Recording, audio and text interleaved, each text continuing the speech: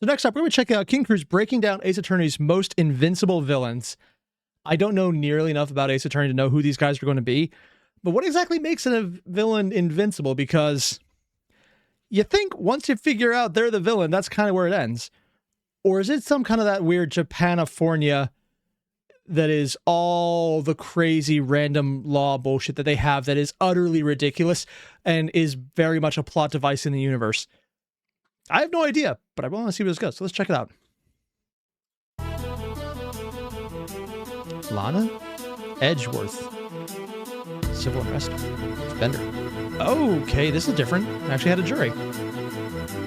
It goes without saying that Ace Attorney is a series all about taking down criminals using the unwavering power of the courts and the law.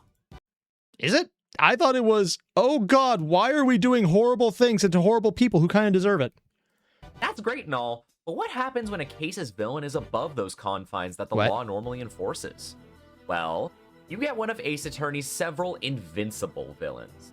These are the type of villains— Wait, are there actually villains who escape? Like, you know they're guilty and they actually get out? Oh. That would be unique. I don't think it's going to go that way, but that would be fascinating in its own right to even confront that idea. Villains that usually operate above the law in some form or fashion, typically because they're in positions of power that allow them to do so. They're the type of villain— Huh. People in power abusing it to do whatever they want. Don't you just love fiction? To look you dead in the eye and say, "Yep, I'm evil. What are you gonna do about it?" Ace Attorney's invincible villains are interesting because they put a new spin on the typical formula and add an extra layer of challenge that's not normally present in the average case. Because suddenly the challenge comes not only from trying to prove that they're the culprit, but finding a way to invalidate that immunity that their position grants them so that they can be indicted in the first place. Oh. This archetype is fairly prominent throughout the series because of how effective it can be from both a gameplay and— Oh, so this isn't like a one and done thing. This is something they've done multiple times. Oh. Storytelling perspective.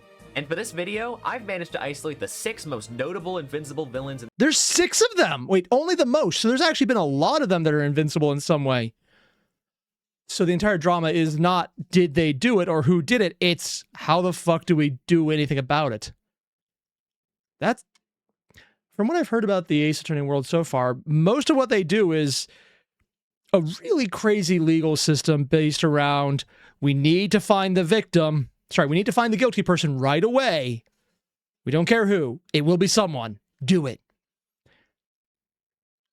It's kind of odd that they would have an entire subtrope of people who just do feel above the law, and you have to confront that, which is, that's something most media doesn't do because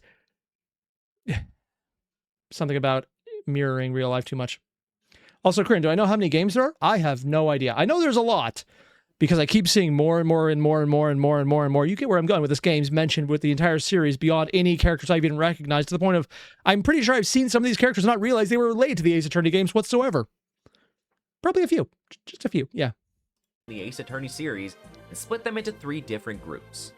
And today, I'm going to go through them and analyze them in order to find out how to make an invincible villain threatening, how to make them frustrating, probably 2 in each, and how to make them a legendary villain worth remembering. Oh. Let's get started. Do any of them actually win? Like you're a scripted loss in the game? Breaking the rules. Ooh, also, Delta. Manticore castigate the enemies of the Godhead. I have no idea what that is, but I've actually heard of that for some reason. I do not know why I've heard of that. Huh. Weird. Spoilers for Phoenix Wright. Ace Attorney skip to... Oh, well, we're going to go spoilers here. If you're here and you don't want that, probably the wrong video to check out. The idea of an invincible villain is something that can be traced back to the very beginning of the Ace Attorney series. Oh? As the concept began all the way back in the very first game, with its 2 original and most iconic examples. Oh, so that's not just something they added in. That's literally the beginning of the series. Huh. Okay. Also, Delta, that's Lancer. Ah. Manfred von Karma and Damon Gant. 2 of them. Let's start with Manfred von Karma, the original final boss of Phoenix Wright Ace Attorney. Wait. What? Original final boss? Like, probably DLC bosses then. Yeah. When players first learn of Von Karma, he's described by Miles Edgeworth, who stood as the main prosecutor for the majority of the game, but stands as the defendant in this 4th case. What? As it turns out, Oh. Oh, see, I don't know the game, so all of this is new information to me. The idea that the guy you've been going up against is your client in the final bit of the game, that probably threw a lot of players for a loop initially, and I wouldn't be surprised if that's what made them love the series more than anything else. Huh.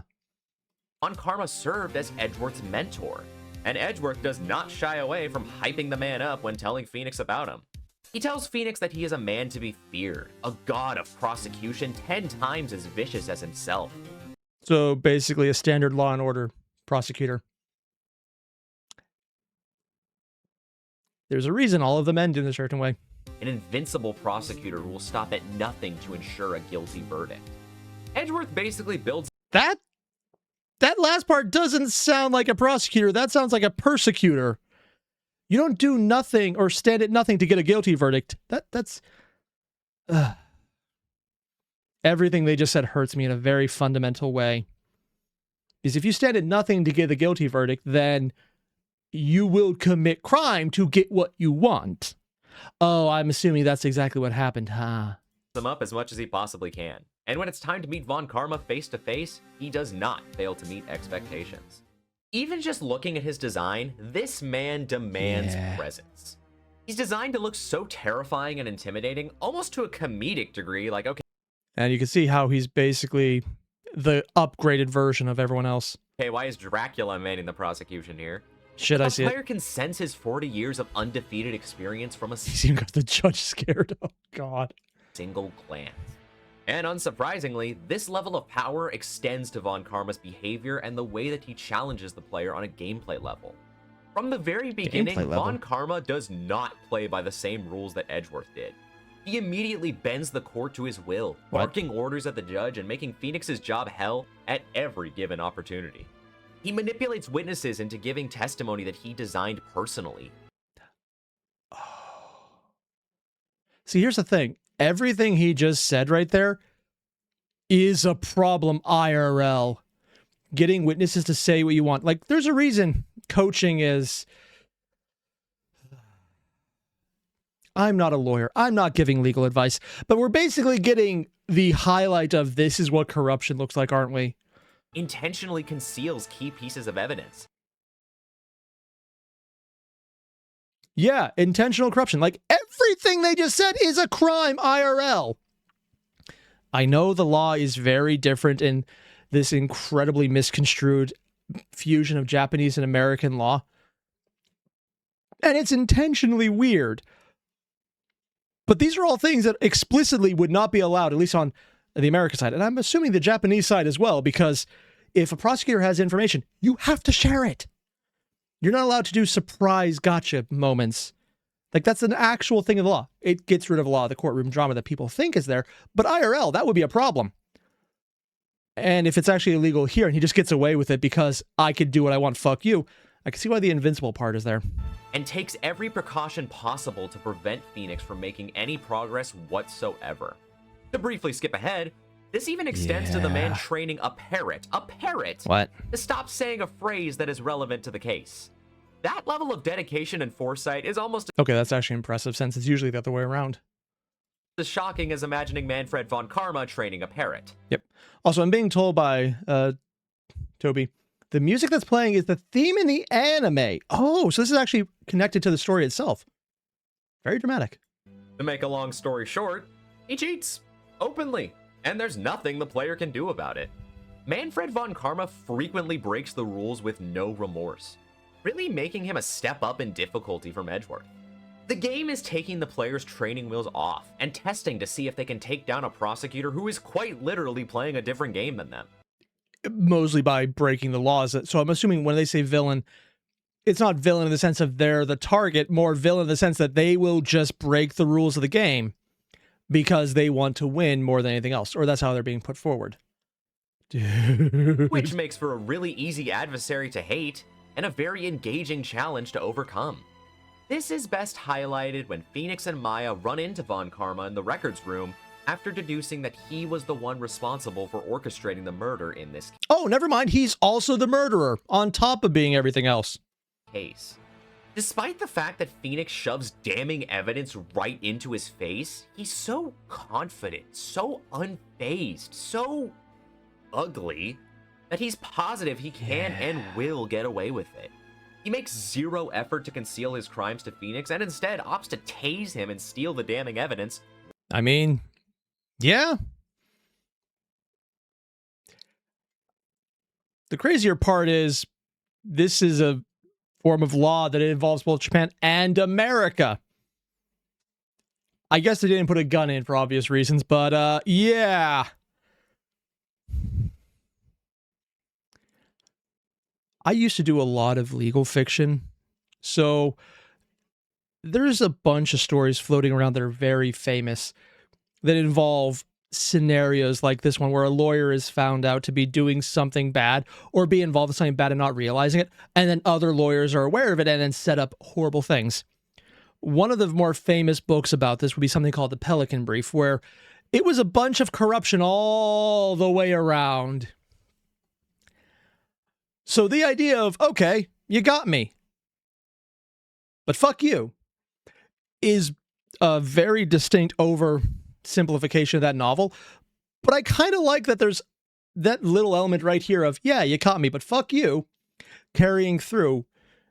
Maybe Japan and Japanese California mixed law of what the hell are we looking at have some things in common with real life. You know, the worst parts. Right off of him. More than any other scene, this really serves to show Manfred von Karma's ability to break the rules as he sees fit. He is completely and utterly unstoppable at first glance, which makes it all the more satisfying to find that one chink in his otherwise impenetrable armor. Bullets? Bullets are good. I think those would be great right now. It's self-defense. While Von Karma was not directly responsible for the current case, he was responsible for the DL6 incident, the most infamous incident in the entire franchise, and the incident that caused Edgeworth to lose his father. Oh. To be honest, Von Karma very nearly committed the perfect crime.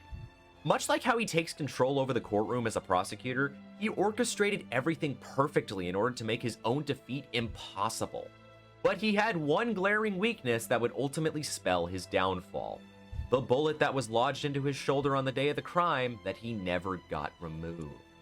And it's through exploiting. And honestly, that's not even a bad thing to say is stuck in there. It's not a plot hole, because if he has a bullet removed, someone's going to ask the question of, why do you have a bullet?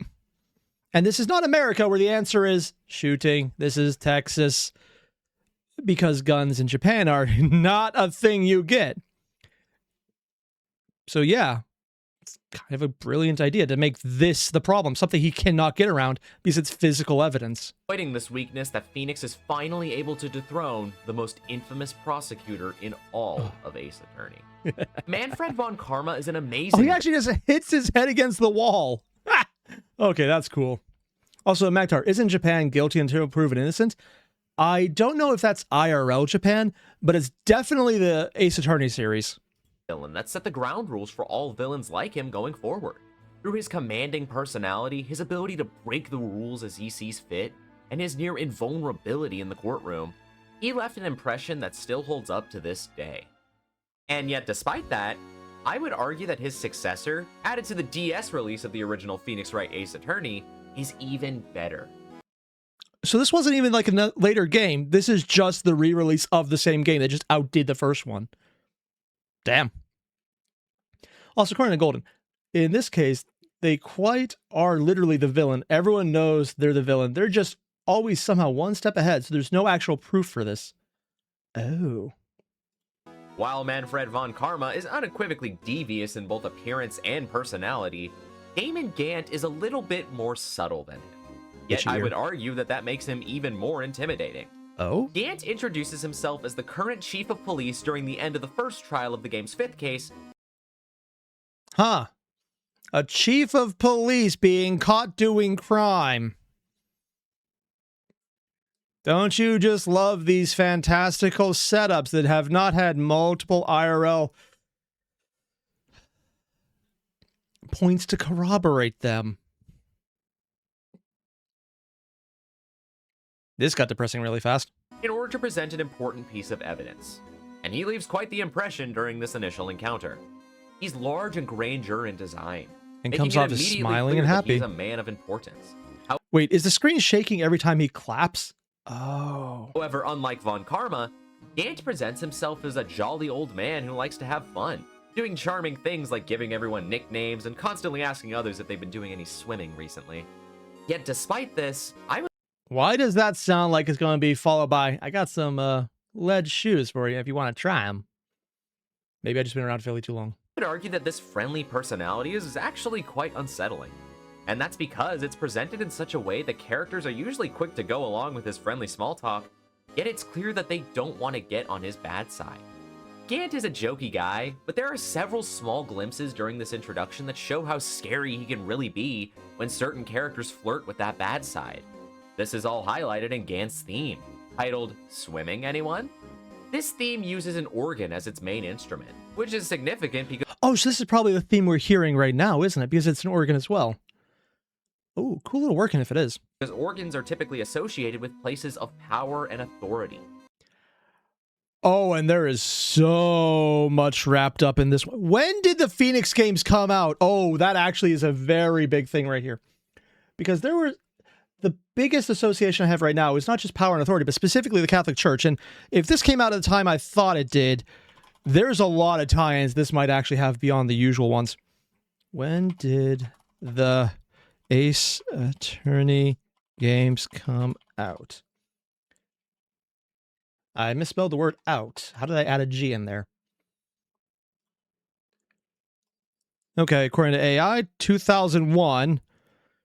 Oh, recent one was 2022. For DS. Phoenix Wright, Ace Attorney, 2021.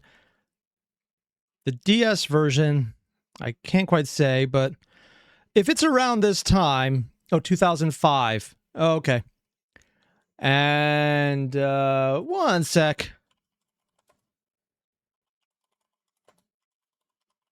Boston Priest scandal. Yeah, for YouTube reasons, I'm not going to leave it on there, but that was 2002. So after the first game, but before the edition added this guy in. Oh, so there's a very good chance, considering even though this is a Japanese game, it is heavily relying on aspects of American culture to make the weird world work. They might actually be using this as a reference to the entire priests getting caught doing things involving children. In 2005, that was released. But that was not... The game was released in 2005. This came out in 2002, what I'm talking about. There's a non-zero chance that this is setting him up as someone who abuses his power to take advantage of other people, isn't it? I can't say that's not a direct thing, but yeah, maybe I'm making a connection that's not there, but it's entirely possible. The melody itself is relatively simple and laid back, but much like Gant himself, that's exactly what makes it so imposing. Combine this theme with that smirk and you have the perfect recipe for one scary villain. I want to bring specific attention to the brief exchange where Gant tells Edgeworth to calm down and wait. Edgeworth initially ignores this innocent plea, which causes Gant to get a little serious for the briefest of seconds, showing players this particular sprite before returning to his typical jolly one. And I think this one line combined with the difference between these two sprites gives players a pretty good idea of the type of man Damon Gant is. Likes to put on a fancy, happy smile, and then is ultimately very much a controlling asshole. Oh, if I had a nickel for every time I met one of these people. It's practically just as obvious that he's the true culprit of the case as it was with Manfred von Karma. Oh. And it's equally as obvious that he holds a lot of power over a lot of important people. Yet he feels so untouchable that the player has no idea where to even start attempting to find out the truth about this powerful man. And as the case progresses and clues start to naturally point to Gant being the one responsible for both the current case and the SL9 incident from 2 years ago, Gant's bad side only begins to shine through more and more, which causes him to show just how powerful he is on multiple occasions. By what? Like ordering the judge not to talk or something else? Such as when he fires Detective Gumshoe on the spot and when he threatens Lana Skye, the defendant and chief prosecutor, with terrible consequences should she not comply with his plan to hide the truth. Oh, so IRL style corruption. Also, if you're wondering, yeah, there is a lot of incidents of exactly what he's talking about right here. Ooh. Also, Golden, your earlier point still stands? Oh, yeah. No, I see it. And as a witness, Damon Gant doesn't shy away from breaking the rules in the same way that Von Karma did as a prosecutor. He's able to carefully pick out what information to share and what information to conceal in order to spin a narrative that Lana's younger sister, Emma, was the one truly responsible for the SL9 incident. And when suspicion starts to shift towards him, he just leaves because he's had enough. And due to his position as the chief of police, he can do that. And no one has the right to tell him otherwise. Through his abuse of the law and constant breaking of the rules, Gant has such an iron grip on the case that he's able to get away with basically anything. And this would be infuriating. Like, I could see why people will get utterly addicted to this series, because this level of they can do that. They can't do that. Oh shit, they just got to do that. It's hard to conceive until you're really faced with it.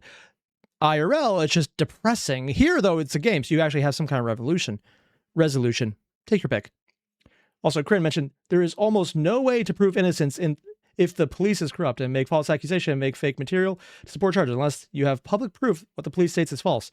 In-game or out-of-game, I'm not sure which one he meant, Corinne. Yeah. This is why video cameras are useful.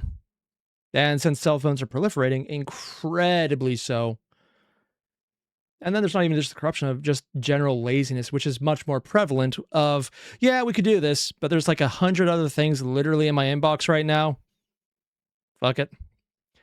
Which I think is the more horrible option because it's not even corrupt, so you can't punish people for it. It's just bad.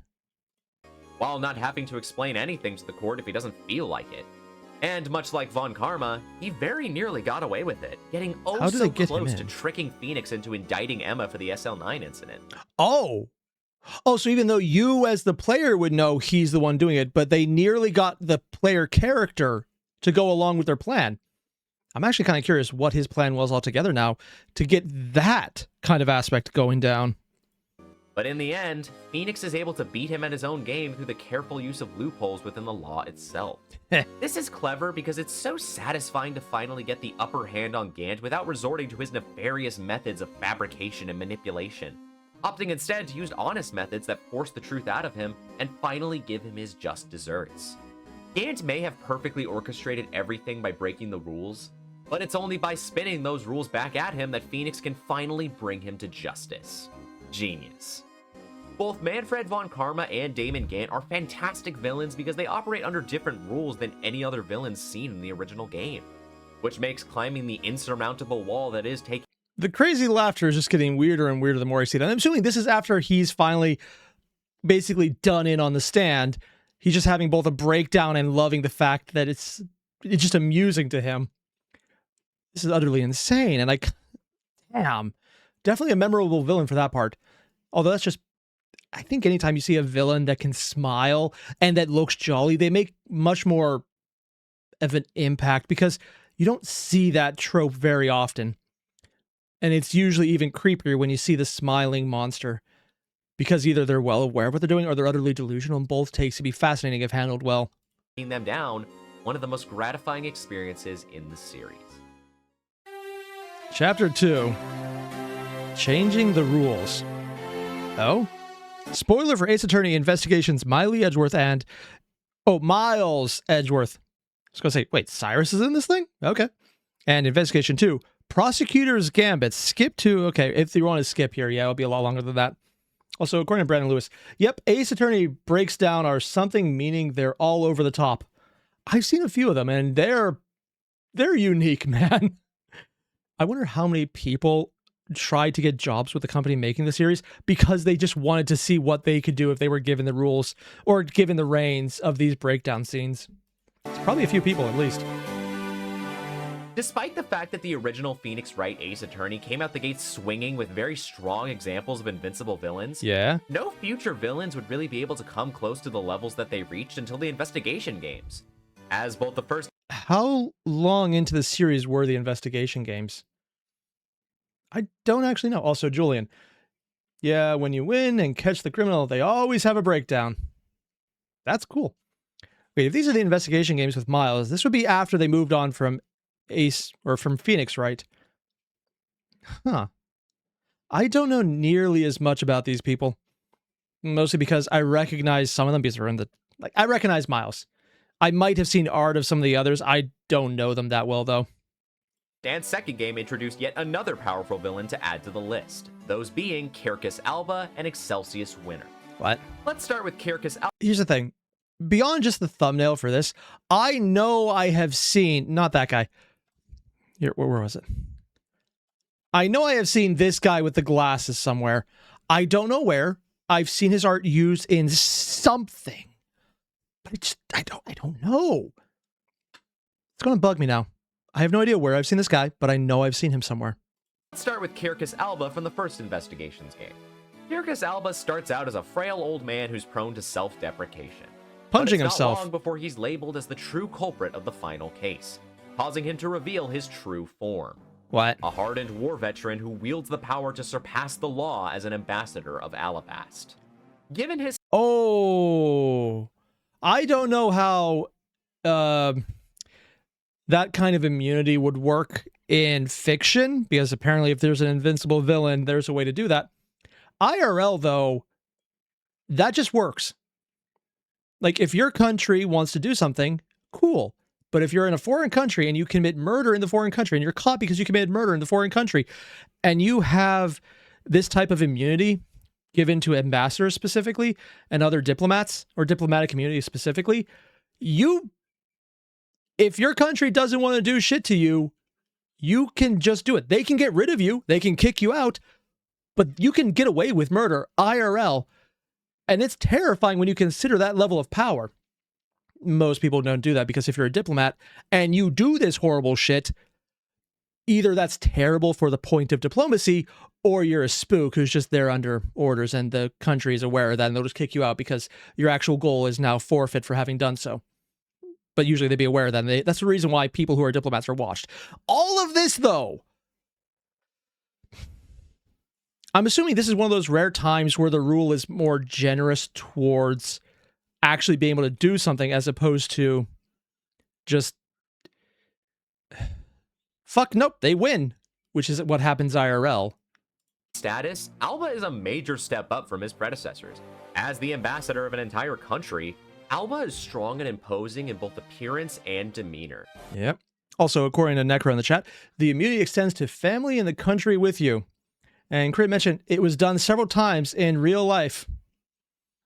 Yeah. It's also why a lot of spies are diplomats. Seriously, you could look at some of the old stuff, some of the recent reporting, some of the old reporting. As long as diplomatic community is a thing, it's probably one of the safest way to be a spy. Because if you get caught, you go home.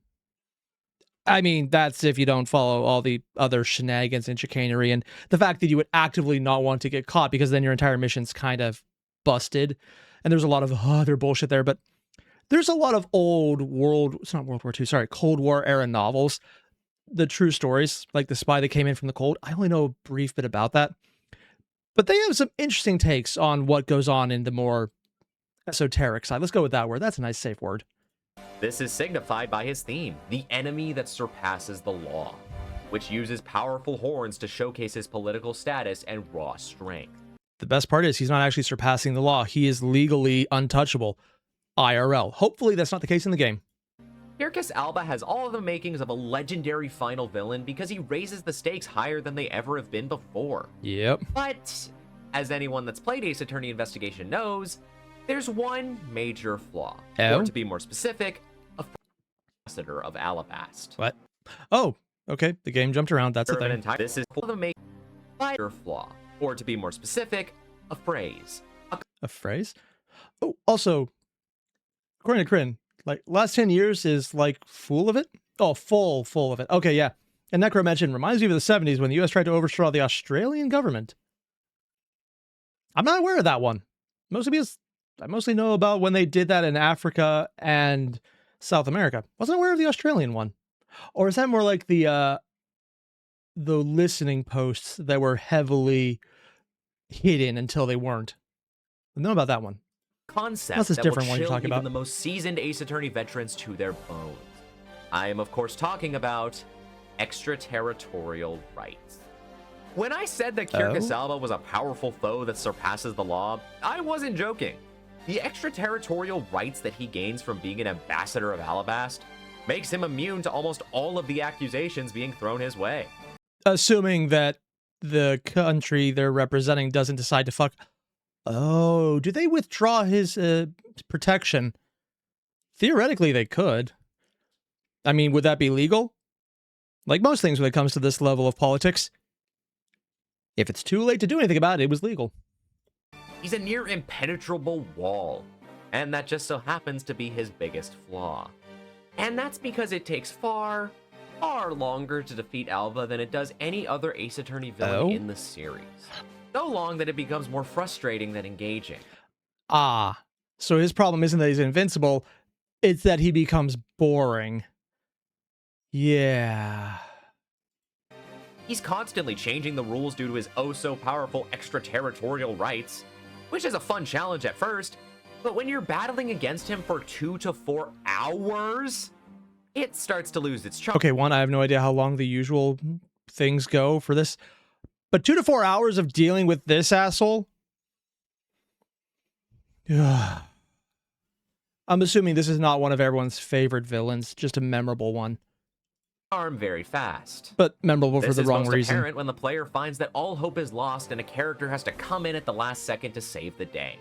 Oh, this is Deus a Ex common Machina. trope in the series that's usually reserved for the very end of a case. But in Kirkus Alba's case, it happens a grand total of 7 times. First from Polino, then Kay Faraday, then Shilong Lang, then Gumshoe, then Larry and Oldbag, then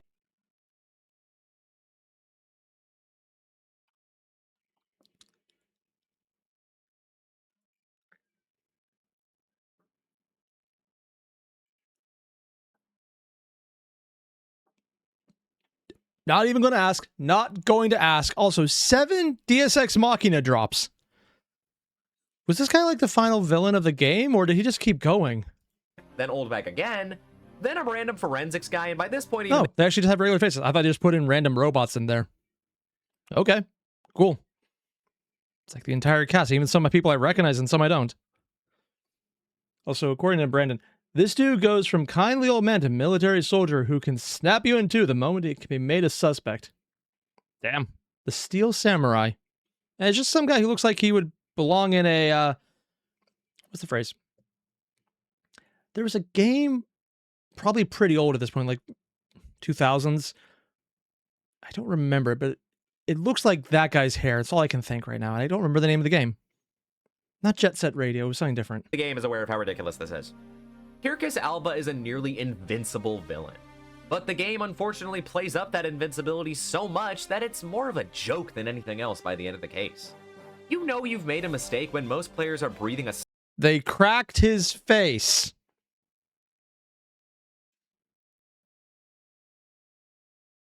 That's honestly just kind of creepy. Oh, wow, that was a choice. sigh of relief that it's over, as opposed to celebrating their victory when he finally does crack. While he is a step up from his predecessors in many ways, he fails to be fun and engaging from a gameplay perspective in the same way that his predecessors did. And he's literally a hollow shell when he gives in. Also, that's just because it's Larry in costume. And the guy's name is Larry Butts, the Steel Samurai. That's one hell of an ass name, man. That he ultimately fails to be an effective villain. Thankfully, Alba's counterpart from the second Investigations game, Excelsius Winter, is a vast improvement in practically every way. Oh? Which can seem surprising at first glance because he's significantly less powerful than Alba on paper. Oh? As the chairman of the Committee for Prosecutorial Excellence, Excelsius immediately demands presence.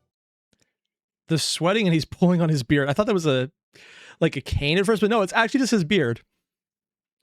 I've heard in references of people playing with their beard and pulling on it when they're nervous. I've never seen someone do that IRL, though. Also, according to Golden, Phoenix and Miles' BFF puts some respect on Butts' name. Wait. That guy's both of the main characters' name are friends? Oh, okay. This is just me not knowing about Ace Attorney in general, then. Demonstrated by the characters around him immediately giving him their respect in spite of his quite frankly jerkish personality. This is also immediately signified by his theme, titled Committee for Prosecutorial Excellence. What? Stone Cold Justice. Which isn't as loud as Alba's theme, but is It's the first guy all over again, isn't it? It's like, I want everyone to die who needs to die kind of personality, isn't it? And Necro just goes at the biggest dickest moment. Oh, God. equally as commanding. Excelsius is quick to degrade and insult those around him, clearly aware of the position he's in. He takes joy in putting others in their place and saying outright rude things to those that he knows can't fight back. It's almost like it's all a fun game to him and he's just toying around with a bunch of puppets. The way he degrades his son in particular is a real testament to the type of man he is. Also, there's just a dead body in the court. Is that just a thing that happened? Do they move the corpse in there, or are they just taking a nap? I have no idea what's going on. While he lacks Alba's level of status, Excelsius raises the stakes far more than he ever did by propelling the story forward using his power to put Edgeworth and crew into dire situations. Oh? Upon making his entrance, he immediately takes control of the case and leaves little to I just saw what happened in the background where he was sweating so much he had to open his glasses to get the water out. I've had to do that before, so I can't say it's the bad idea. Just don't wear those things, man. Yeah, sometimes when I'm doing 3D printing, I have an entire mask on, and it does fog up like that. no room for argument, causing Edgeworth to forfeit his badge and getting Also, yeah, just a random person with a lot of blood and a lot of blood. Why are they just laying there? incarcerated shortly after for assisting the accused. Shortly after, Excelsius visits Edgeworth in his cell, seemingly for the sole purpose of mocking him. During this exchange, he tells Edgeworth all about how he has the power to create his There's actually water inside of that. That is so disturbing. own truth, and put those who oppose him in their place, even going as far as to make them disappear should he see fit. Something, you know who, the random Florida financier didn't kill himself. Something. This carefree way of expressing how he has the power to commit terrible crimes with no drawbacks is terrifying, and is a testament to how invincible Excelsius Winter truly is. What makes things even scarier is that even after Edgeworth is able to overcome the odds and prove that Excelsius was the culprit in the case. Also, I'm just going to quote Brandon here. I will never call him Excelsius. I will forever call him Blaise Debist. Just like I would call his son Sebastian Debist. I don't know why. I feel I should know the name Debist, but I do not remember what the reference is. That's going to bother me now. He's still not down for good. What? Because even after that, he still uses his influence to manipulate the trial of one of his partners in crime. To quote him directly, what counts as truth out in the field and in the courtroom are two different things. Yeah. Oh, God, that's the case. IRL, even. This is the first and only time that an Ace Attorney villain returns to cause a ruckus even after he's incarcerated. And if that isn't a terrifying display of power and influence, then I don't know what is. Excelsius Winter isn't quite as strong as Kirkus Alba, but the way that he uses his authority to bend the rules of both investigations and trials makes him a truly intimidating threat that is I would say if you have that issue, you should probably see a doctor. oh so satisfying to finally humble. Chapter 3. Making the rules. Oh. Also, Shaq, it's a pun on the best as the best. Oh. Their last name is basically the best, which is why they're the best villain. Okay. Spoilers for both Phoenix Wright Ace Attorney's Spirit of Justice and the Great Ace Attorney Resolve Skip. So we've taken a look at Ace Attorney villains that can break the rules of the law with no consequences, and we've taken a look at villains that can bend the rules as they see fit. But what happens when Ace Attorney creates a villain that can make the rules themselves? In other words, it's someone in power who actually has control of saying, it's not illegal because I said so. Oh, God. Well, you get the final villains of both Phoenix Wright Ace Attorney Spirit of Justice and the Great Ace Attorney 2 Resolve. I think these are newer games set in the past, right? Like, was it turn of the century? Or like 1800, or maybe is it 1900s? I don't quite know the details of these, but I've seen a bit of them around. I am, of course, talking about Queen Garon and Male Strongheart. Let's start with Male Strongheart?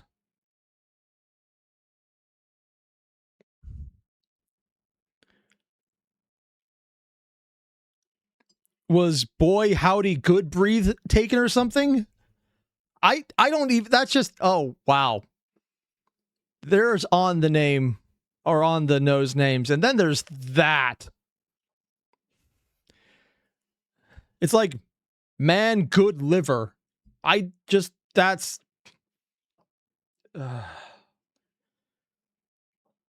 when Seymour Butts is too subtle. Queen Garan, who takes the title of the most powerful Ace Attorney villain of all time, being the literal Queen of Khura'in, which just so happens to be where the game's final case takes place. How the hell do they beat someone who, as long as it's not a full-on kingdom, as opposed... What's it called when a queen's in charge? Queenship? Whatever. I'm forgetting the name of the type of government that would form. But if it's not monarchy, that's the word. If it's not a republic monarchy or a constitutional monarchy, as opposed to an absolute monarchy, might be a chance. But I think the only way to stop someone who's a villain when they're an absolute monarch is called revolution. Because then what you do afterwards is freedom fighting, not crime. He starts out looking in. And great, right up there with Guy Chapman? Nah, that's way too on the nose. Who would choose the name for that? It's like, next you're going to tell me he's a police officer or something. Innocent enough on the surface, but as players learn more and more about the growing revolution dedicated to taking her down, it becomes increasingly clear that she is it actually is a revolution. Got it. far more corrupt than she lets on. And as the trial for the final case begins, Garan interrupts to assume the role of That's a change. Okay. prosecutor for the trial. Now, this is an insane power play. I mean, the queen of the entire country take charge of the final trial in such a way, and transforming into a Disney villain in the process is very intimidating. And sure enough, it makes the trial itself quite an uphill battle, as Garan is able to perform the most outlandish displays of power in the franchise, such as rewriting entire laws in the middle of court and having her... Seriously? You know what? Here's the craziest part. I'm pretty sure if someone wanted to just do a quick Google search, they could find instances where this has happened IRL. I don't know how recent, and that's why I'm not looking it up, because I'm afraid the answer might be recent, and I don't want to know that. Oh, hey, Victor, thank you for becoming a Beardly Beardington member. Thanks, man. She looks like a Yu-Gi-Oh villain, Necro. It's the eyebrows, isn't it, and the hair? It's the hair. Own guards shoot the former Queen of Khura'in in order to prevent her from giving away any incriminating information. I'm sorry, what? The former Queen of Khura'in in order to prevent her from giving away any Okay. In courtroom murders. Yeah. incriminating information. In the end, when Apollo and Phoenix are able to prove that she's the culprit, she still doesn't back down, using her guards to hold the lawyers at gunpoint. It's only by denouncing her right to be the Queen of Khura'in in the first place that she's finally defeated. Because how does she get... Why? She's already proven murder is something she's perfectly legal to do. Why would she not do that? otherwise, there was no escape. Like I said before, she's the most powerful villain the series has ever seen. Why would she ever denounce it? There's probably plot reasons that he's not going into because it's bigger spoilers than anything. But okay, yeah, ordering an assassination in the courtroom because I said it's legal and I'm in charge is a definite power play. Oh, God. Also, Magnetar mentioned just what happened to have the member twice, current US, UK, EU, Australia administration, and Canada. Yeah. Oh, if it's only those, it's a lot shorter than I thought, Corinne. So why is it that I find her to be so unbelievably underwhelming? Well, I think I managed to figure it out. The problem with Queen Garan is that she acts more like a plot device than a real character. She's a means... I mean, the fact that she's humoring a courtroom is kind of playing that straight already, so... Yeah. To quote an old, very reasonably old British phrase, won't someone remove or rid me of that priest? I'm paraphrasing, because I think it was in French. But yeah, absolute right of monarchs. There's a reason I'm not a big fan of that system. To an end that drives home Spirit of Justice's central theme, but she isn't a very compelling villain to root against. While she's undoubtedly a very powerful villain that does some crazy stuff, Garan herself is just not all too compelling. She's so over-the-top evil, I mean seriously, look at her, that she ends up not being as intimidating as basically every other villain in this video. In other words, what he's looking for more is a Spirit of the Night style villain. Sorry, not Queen of the Night, not Spirit of the Night. Very different there. Queen of the Night is essentially one of those operas where everyone is doing what's going on. They're all into it. They think there's things going on. Before you realize, oh, the queen who's sending out the main character on their quest to save their daughter is the monster. And they're mad that the villain who you thought was the villain is actually on the daughter's side and kind of goes along with the main character when you get into that. And there's the entire aria where she just has this very bright and very, very fucked up aria about how I'm gonna kill them. Kill everyone. Fuck them all. Do horrible shit. I'm the villain. I'm heavily paraphrasing for obvious reason because I'm not going to sing the aria.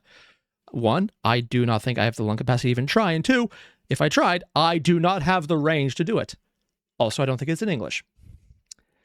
Yeah, so he's probably looking for someone who portrays themselves similar to how she started before she had the cosmetic change.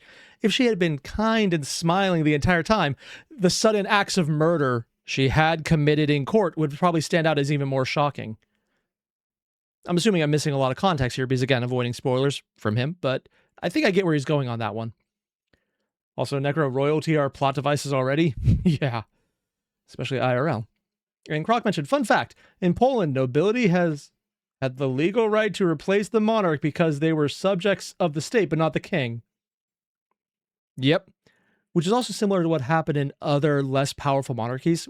If it's not an absolute monarchy, but it's a monarchy where the lords have more power, it's all about who controls everything. If the king has absolute power, the king has absolute power. If the lords underneath it have absolute power, the king is a showpiece.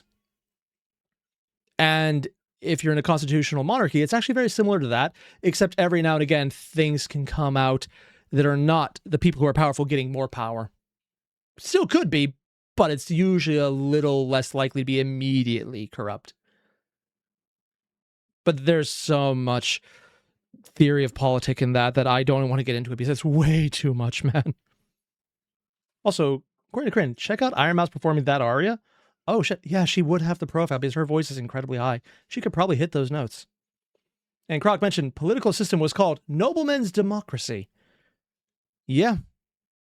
Which is, oddly enough, closer to original democracy's actual usage because it was specifically by land-holding males who would have been rich enough to get in. No, wait, that's the Roman version. I think it was similar for the Greek version of democracy, though. And it doesn't help that Spirit of Justice is just generally so over the top compared to the rest of the series that it makes the game's major conflicts feel very unrealistic compared to the usual and very hard to feel connected to as a result. Yeah, can you imagine a powerful leader holding people to unrealistic standards and just doing evil shit because they can get away with murder? I'm glad this is unrealistic and not in any way, shape, or form something that could happen. As far as gameplay goes, yeah. As far as IRL goes, let's not think about IRL. That, I never felt myself really feeling her authority in the same way that I felt the authority of other villains in this video. There was just no impact. Instead, it just felt like she was a generic villain. Not even a generic Ace Attorney villain, just a generic villain in general. Disney villain. Queen Garon is a great Invincible villain in concept, but she unfortunately fails to feel interesting due to the game being more concerned with highlighting that concept as well as the game's overall theme than it was with creating a villain that felt genuinely engaging. Did she just die on the stand? That's one way to take care of it. This brings me to male Strongheart, who is everything that Queen Garon isn't and more. When players are first introduced to Strongheart, his presence cannot be understated. Ryunosuke is constantly making comments on how heavy the air feels in his office, and when the man himself arrives, his position as the Lord Chief Justice of London is made clear by his— Oh, this is in London. Yeah, I guess that does kind of explain the aesthetic. Wasn't entirely sure where it's going, so it's probably mixing London and Imperial Japan on this one for the past. Everything's weird, man. Also, according to Kryn, the Greek version was a lottery to get on the ruling body that would decide vote on issues. Oddly enough, I've heard the lottery aspect being used more often lately. The problem with that being, do you know how many people don't show up to jury duty already? Such a problem. And Necro, Athenian democracy was for all landholding men who went through military training. And Croc also added, a higher percentage of population than Athens had could vote. Probably in the noblemen's then. Yep. And Kruk then said, I love how every topic of European history can be finished with, and then there's Poland. Yeah. I've heard that for a few times, actually. It's not even the first time I've heard it this week. I don't know where I heard it the first time, but I'm pretty sure someone said that recently, and I'm kind of now trying to dredge in my brain where I did, because it's kind of freaking me out. Stance and demeanor. Unlike Garan, Strongheart is cold and calculated, seeming to have no life behind his eyes. He's about getting things done as efficiently as possible, and he has no time to even crack a smile. Now, do you want me to be completely honest? During my first conversation with Strongheart all the way back in the third case of the first Great Ace Attorney game, I knew that he was up to no good. Maybe it was his position of power, maybe it was the fact that I'd played so many Ace Attorney games already, or maybe it was his similarity in appearance to a certain other character I know. But regardless, I knew. And I think that's what makes the fact that Strongheart was a constant presence throughout both games cement his Oh, multiple games. Oh. So I wasn't aware of that. I was working under the assumption that this is a game where he's in and he's only in that game. Not that he's going to become a villain in a second game that he was already present for. That's actually kind of brilliant, because if he clocked him as a villain and he was actually intended as a villain the entire time, that means that they were really thinking ahead about what plot lines they're going to follow. So they might have already made him the villain in advance. The alternative being he was just kind of an asshole, and then they realized, what if we made him a villain in the second game, which would feel like much more of an ass pull. And I really hope that's not the case, because I do fully appreciate long-running plots as something people think out in advance and build into multiple forms of media before they come out as a kind of a massive reveal from an overarching source. But that's just my personal opinion. It could be different for other people. Disputed power even more to me. Throughout both Great Ace Attorney games, Strongheart is always looming in the shadows.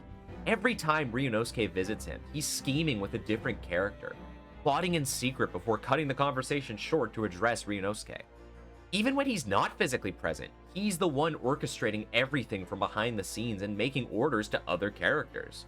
Why is this trial being carried out in this specific way? Lord Strongheart. Why is this particular piece of evidence being concealed? Strongheart's orders. And yet throughout it all, I was powerless to do anything about it. So you know exactly that he's the villain early on with all the bullshit, but it also wasn't entirely obvious, I guess. More like, is he just getting something out of this, or is he the villain? Okay. Also, to quote Brandon, the Great Ace Attorney series only came to the West recently because legit one of the characters is just Sherlock Holmes, who they renamed Hermlock Sholmes. Seriously? Oh my god. I'm not sure why that would be an issue, though, just because Sherlock Holmes is in the public... I think it's in public domain. It's been, what, 200 years now at this point? I have no idea. I just knew that whatever he was talking about just had to reveal his true nature and hint towards what was truly happening behind the scenes. But I was never in a position to dare question him. The player was always just a mere bug in the face of male Strongheart. And just as the player begins to inch closer and closer to the truth of this conniving man, he assumes the role of the judge for the final trial. Now, it's one thing to assume the role of a prosecutor as Queen Garan did, but to assume the role of the judge, the one who exercises total and unequivocal authority over the results of the trial, shook me to my core during my first playthrough. It showed me that Strongheart was going to do anything in his power to keep his role and everything under wraps. Despite the fact that Queen Garan in actuality wielded much more power than Strongheart ever did, Strongheart's actions here felt infinitely more impactful due to... Because they probably took the issues of the first character and how to show the utter abuse of power and just did a better job demonstrating it. Because he's using the abuse of power wisely, where, to be fair, she just ordered everyone to be dead. She could get away with that, and she didn't, so it was kind of losing the mark. The message that they sent directly to the player. It's almost as if the game is directly telling the player that their suspicions were correct before challenging them to prove it. It's a terrifying display of power that sets the stage for one of the most legendary trials in the series. And as the trial delves deeper and deeper into the truth of both games' overarching mysteries, such as the Professor, the Reaper, and the Assassin Exchange, all clues point towards one man being responsible for it all. Male Strongheart. And for the first time in the entire duology, Strongheart smiles. He smirks in the face of Oh shit, yeah. And that's probably why they highlighted how he never did it. Because you can immediately see the lie on it. He's a man who's all about efficiency and never smiling because he doesn't have the time for it. But the time he does have to gloat about the fact that he's, well, unsavory shires are deep, and the arm of the law fails to reach their depths. But he's smiling about being able to get in there and, you know, murder people. He's just taking the time to savor it. It's not efficient. It's not everything his character's done. It's showing you the lie behind the mask. That's kind of brilliant because it's such a small thing. And any character who hadn't been built up as they don't smile would never actually think that's a big deal. If any of the other characters suddenly smiled, they're like, okay, what's the big deal? But because it was highlighted, it makes a lot more sense. I love that because it's such a simple thing, elevated beyond what would otherwise be completely ignorable. every single accusation thrown his way because he fully believes that he is invincible. That no matter how many layers of his dark past Ryunosuke peels off, he will manage to get away with it scot-free. Did he? It's incredibly unsettling to see. I'm honestly wondering if they would ever have a villain that actually is scripted to win, just to highlight, oh, fuck, as the possible outcome. A man that had I don't previously think so, displayed but little to no emotion finally reveal his true colors in such an unsettling way. Especially seeing as he's doing so knowing full well that he's responsible for the death of so many people across 10 years. Once everything is revealed, Strongheart rallies the members of the judiciary to keep everything uncovered throughout this closed trial under wraps and to never reveal it to the public. We've got to politics now. The guy in charge in a closed trial saying this is all sealed, so all the heinous shit doesn't get known by anyone else. Yeah. Keen on hiding it all just as he had been doing for 10 long years already. It's not until Herlock Sholmes himself arrives to inform Strongheart that the Herlock Sholmes. Yep, people told me about this guy, but I kind of wish they hadn't changed the name because it's kind of funny, but at the same time, oh, that is a choice. I'm assuming the friend is some play on Watson, Schlotzen maybe. Queen of the British Empire had been listening to the entire trial from start to finish. Oh, they actually had a Deus Ex Machina. I mean, technically not from God, but you know what I mean. It literally was someone with more power decided, nope, you don't have it. And that she has ordered that Strongheart be revoked of his position and prosecuted for his crimes, that Strongheart finally crashes and burns. What makes Strongheart such a powerful villain to me is the gravity of what he was able to do with his power. More than The only way that doesn't feel like an ass pull is if the player character is aware of in some way, shape, or form that there's a plan going forward. If so, brilliant writing. If not, any other villain in this video, Bale Strongheart is a monster who used his power to commit more atrocities than I can even count. Thankfully, someone else counted for me. Oh? He was responsible for the death of 19 different individuals during his time as the mastermind behind both the Professor and the Reaper. And he did it all for his own selfish gain. Only 19? Dude, that's not even half a Nestle. It's not even 1% of a Nestle. Now, let's not even get into Coca-Cola. Granted, it's not nearly as bad as a Nestle. If you don't know what I'm talking about, do not look it up. You will have trouble sleeping at night. Or you will, and then you'll just be wondering, like, hey, where are we getting the chocolate? Let's not ask about this. Yeah. That has been a trend with all the villains in this video, being selfishly, unequivocally evil. Also, Croc mentioned, to be fair, Japan is weird with copyright, so it may not be public there. Isn't this a Japanese franchise? Maybe I've asked this before and been told otherwise, but it came out late in America where it wouldn't be an issue, though. Being in Japan and coming out late would just feel odd. No room for empathy from the player. Especially since the copyright wouldn't be held by anyone in Japan. It would be held by people who are dead in Britain and have been dead for over a century easily. But the gravity I just remembered, over a century would be 1930s almost. Huh. of Strongheart's crimes make him feel so unbelievably despicable that he leaves a greater impact than any that came before him. When I look at male Strongheart burnt to a crisp on the witness stand, finally confessing to his crimes after 10 whole years, I can see the lives that were lost in his endless pursuit for power. I see the members of the aristocracy that he forced Clint Van Zieks to savagely murder. I see the countless mysterious incidents that led to the deaths of those prosecuted by the Reaper. And I see two men who only wanted the best for their country, dead, betrayed by the very man that they took orders from. Every single one of them slaughtered under Lord Strongheart's orders. It feels melancholy, really, to finally, after 10 long years, finally put a stop to his reign, but only after uncovering how diabolical he truly is and realizing how many lives were lost for us to get here. Hey, thanks for watching the video. Dude. Also, according to Necro, Sherlock Holmes was only public domain in 2023. Really? Which is weird because I thought, oh, copyright is about 120 years, isn't it? Yeah, I guess that would happen if it was late 1800s that it started. It wouldn't be the first one, it'd be the last one that would go into it. Huh. Be sure to let me know who your favorite Invincible Ace Attorney villain is down in the comments below. And while you're down there, consider hitting the subscribe button for more deep dives into all things Ace Attorney. 1 second, my wife asked me to do something. I'll be right back. Oh yeah, I see it.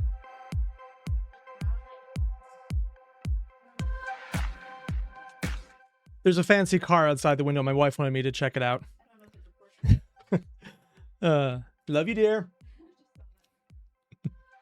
My wife's adorable. Yeah. This, though, this is both really cool and kind of infuriating. Because on the one hand, it's like all these really powerful people being taken down after they abuse their position in ways that are somewhere better than others. On the other hand, there's just that little voice in the back of my head going, just remember, it's fiction.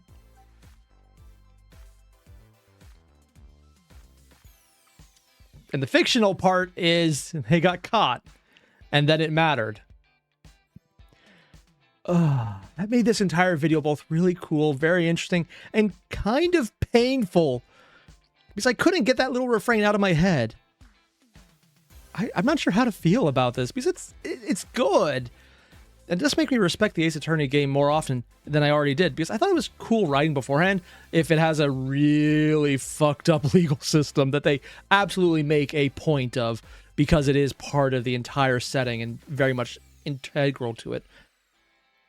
But they were actually able to confront the idea of people in power abusing it, which I'm kind of surprised considering a lot of people don't like that plot line because it kind of shines the spotlight on, maybe you should look at what I'm doing.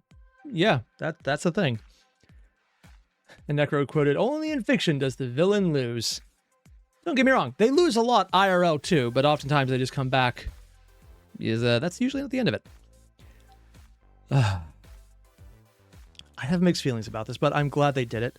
And that they were even willing to bring up a plot line that could challenge power in general. That's kind of awesome to see. So basically what I'm saying is if you haven't already, there'll be a link below to the original video. Hit it up. I'll see you guys later. Adios.